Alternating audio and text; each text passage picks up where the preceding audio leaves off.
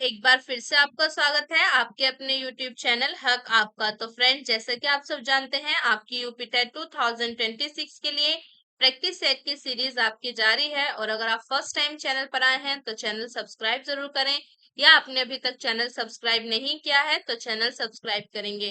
तो शुरू करते हैं अपनी आज की क्लास और अपने आज के प्रैक्टिस सेट को। और फर्स्ट क्वेश्चन है हमारा, मध्य चर्मी परत के अंतर्गत आता है त्वचा की गहरी परतें, मांसपेशियों की कोशिकाएं, ए और बी दोनों, या आपका इनमें से कोई नहीं। तो करेक्ट आंसर हो जाएगा आपका ऑप्शन, करेक्ट आंसर होगा आपका ऑप्शन सी, ए और बी दोनों। मध्य चर्मी परत के अंतर्गत आपके त्वचा की गहरी परतें और आपकी मांसपेशियों की कोशिकाएं दोनों ही आती हैं। तो करेक्ट आंसर आपका ऑप्शन सी हो जाएगा, ए और बी दोनों। नेक्स्ट देखते हैं। नेक्स्ट है हमारा, पुरस्कार है बाह्य प्रेरणा, आंतरिक प्रेरणा, जन्मजात, या आपका इनमें से कोई नहीं। तो करेक्ट आंसर हो जाएगा आपका ऑप्शन ए, पुरस्कार क्या है, पुरस्कार बाह्य प्रेरणा है। नेक्स्ट हमारा, बच्चों में आधारहीन आत्म चेतना का संबंध उसके विकास की किस अवस्था से संबंधित है, पूर्व बाल्यावस्था, बाल्य अवस्था, किशोर अवस्था, या आपका इनमें से कोई नहीं। तो करेक्ट आंसर आपका ऑप्शन सी हो जाएगा, किशोर अवस्था से। बच्चों में आधारहीन आत्म चेतना का संबंध उसके विकास की आपकी किशोर अवस्था से संबंधित है। ऑप्शन सी आपका सही है। नेक्स्ट आता है हमारा, वाइगोत्स्की के अनुसार किसी बालक के विकास में सबसे महत्वपूर्ण योगदान निम्न में से किसका होता है, परिवार का, विद्यालय का, समाज का, या आपके धर्म का। तो करेक्ट आंसर क्या हो जाएगा यहाँ पर आपका, ऑप्शन सी, समाज का। वाइगोत्स्की के अनुसार किसी बालक के विकास में आपके सबसे महत्वपूर्ण योगदान होता है समाज का। ऑप्शन सी आपका करेक्ट है। नेक्स्ट आता है हमारा, किसी विशिष्ट विषय पर छात्रों में विचार विनिमय किस विधि में होता है, वाद विवाद, वर्कशॉप विधि, विचार गोष्ठी विधि, नेक्स्ट है हमारा डॉल्टन विधि। तो करेक्ट आंसर क्या हो जाएगा आपका, ऑप्शन सी, विचार गोष्ठी विधि।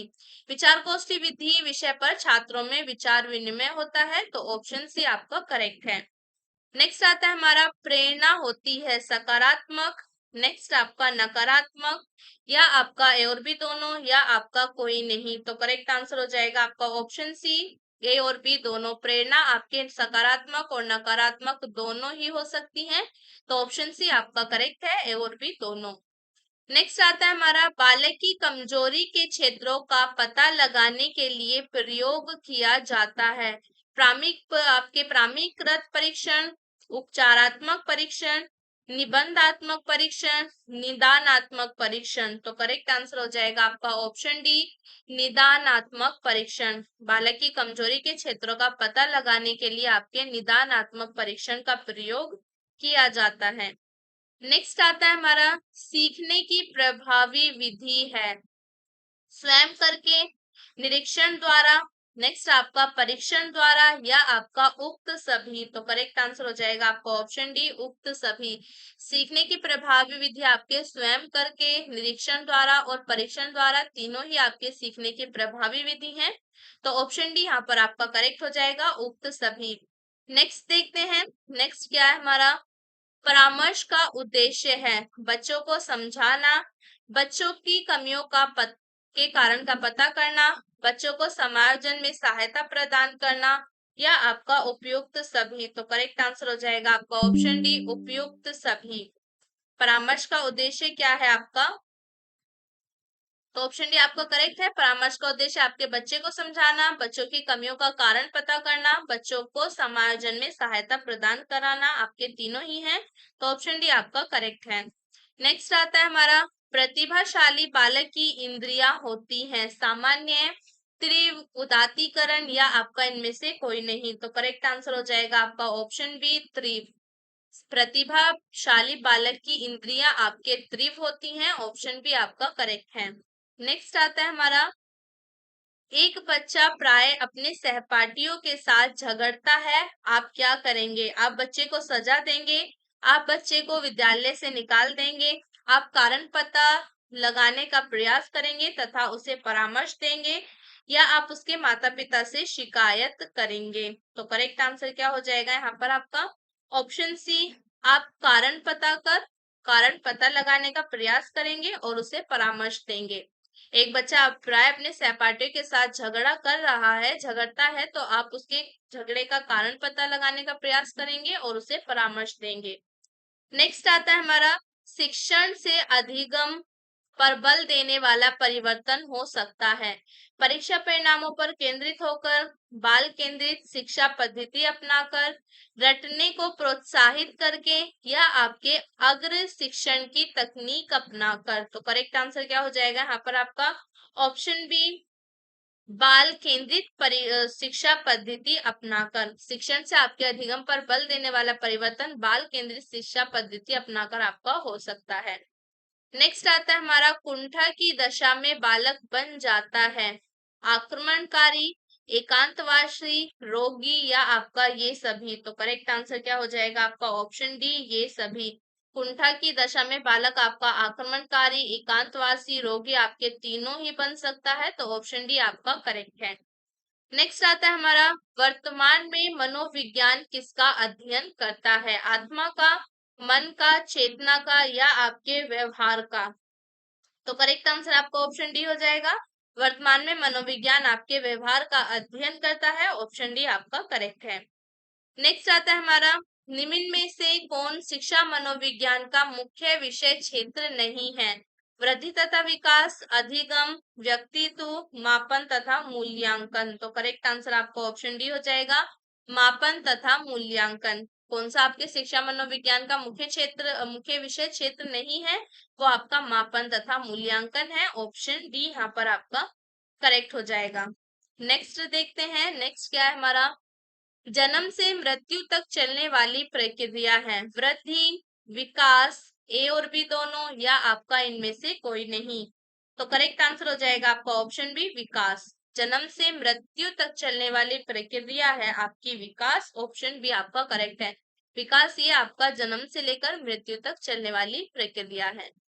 नेक्स्ट आता है हमारा, अनुकरण दूसरे व्यक्ति के बाह्य व्यवहार की नकल है। यह कथन किसका है? रैबर्न का, डबविल का, बोस का या आपके वॉटसन का? तो करेक्ट आंसर हो जाएगा आपका ऑप्शन ए, रैबर्न का।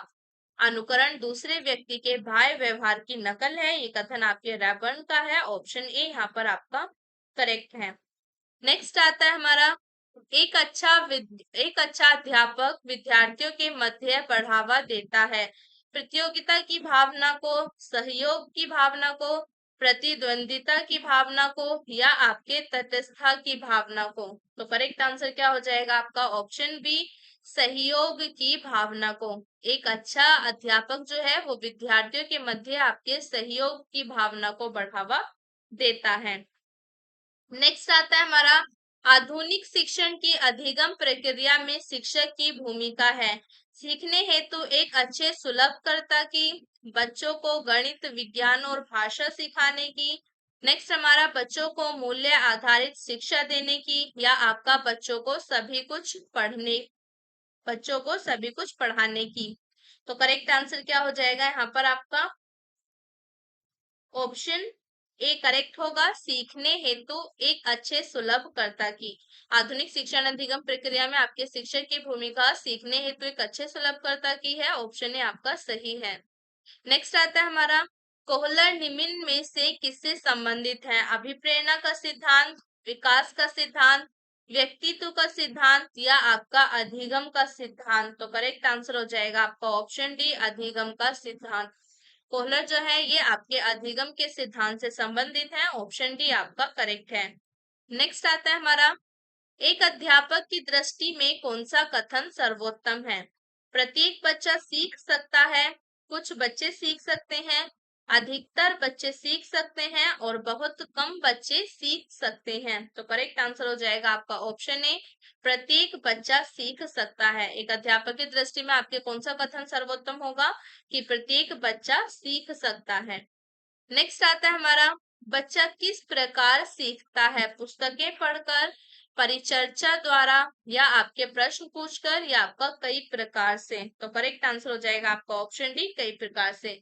बच्चा आपके किस प्रकार से सीखता है? बच्चा पुस्तकें पढ़कर भी सीख सकता है, परिचर्चा द्वारा भी, प्रश्न पूछकर भी, आपके कई प्रकार से बच्चा सीख सकता है। तो ऑप्शन डी आपका करेक्ट है।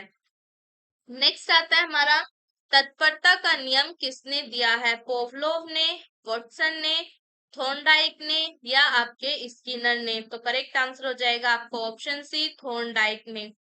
तत्परता का नियम जो है ये आपके थॉर्नडाइक ने दिया। ऑप्शन सी आपका करेक्ट है। नेक्स्ट आता है हमारा, टोल्टन शिक्षण विधि का विकास किसने किया? Froebel, WH. Kilpatrick, miss Helen Parkhurst या आपके डोल्टन ने? तो करेक्ट आंसर हो जाएगा आपको option C, miss Helen Parkhurst ने। डोल्टन शिक्षण विधि का विकास आपके मिस हेलन पार्कहर्स्ट ने किया। ऑप्शन सी आपका करेक्ट है। नेक्स्ट आता है हमारा, रोस ने संवेग को कितने प्रकार में बांटा है? 2, 3, 4 या आपका 5? तो करेक्ट आंसर हो जाएगा आपका ऑप्शन बी, 3। रोस ने संवेग को आपके 3 प्रकार में बांटा है। ऑप्शन बी आपका करेक्ट है। नेक्स्ट आता है हमारा, शिक्षक एवं विद्यार्थी के मध्य संबंध होना चाहिए स्नेह का, विश्वास का, सम्मान का या आपका ये सभी? तो करेक्ट आंसर क्या हो जाएगा आपका ऑप्शन डी, ये सभी।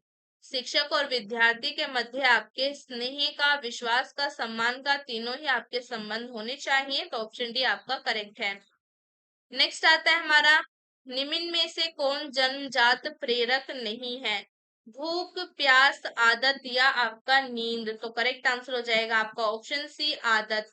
आदत जो है ये आपकी, आदत जो है ये आपके जन्मजात प्रेरक नहीं है। ऑप्शन सी आपका सही है। नेक्स्ट आता है हमारा, शिवानी द्वारा पूछे गए प्रश्न का उत्तर शिक्षक तत्काल नहीं दे सकता है।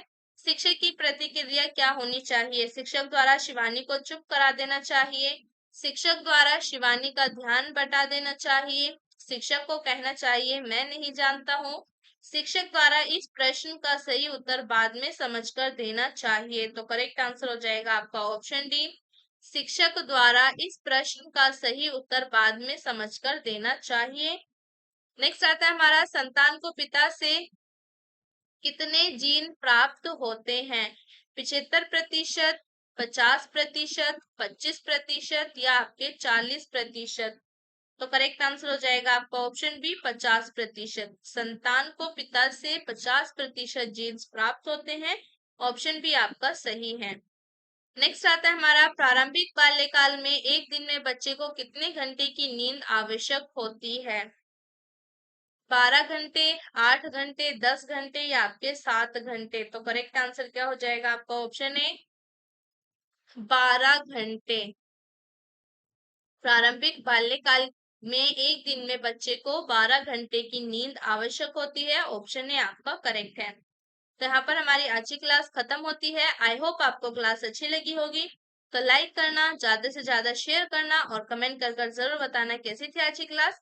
मिलते हैं नेक्स्ट क्लास में न्यू क्वेश्चंस के साथ, न्यू प्रैक्टिस सेट के साथ। चैनल को सब्सक्राइब करना मत भूलना। तब तक के लिए बाय बाय।